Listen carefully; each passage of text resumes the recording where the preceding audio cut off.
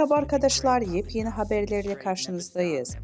Birsen Altuntaş dava sürpriziyle gündem oldu. Elçin Sango'ya cevabı gecikmedi. Birsen Altuntaş ile Elçin Sango arasında gelirim. Dizi sektöründe yaşanan tekelleşme iddiaları hakkında yaptığı açıklamalarıyla gündeme gelen Birsen Altuntaş, Elçin Sango'ya dava açtı. İkili arasında yaşanan atışmalardan sonra Elçin Sango Birsel Altuntaş'a gerilmişti. Elçin Sango Birsel Altuntaş'a sürpriz yapacağını söyleyerek kavganın fitilini ateşlemişti. Daha sonra belgelerle konuşan Elçin Sango bu durum üzerine iki sürpriz daha yaptı. Sosyal medya hesabından Altuntaş'a dava açtığını duyurdu. Birsen Altuntaş'tan cevap. Ünlü oyuncu Elçin Sango dün sana iki sürpriz daha var diyerek Altuntaş'a dava açtığını ilan etmişti.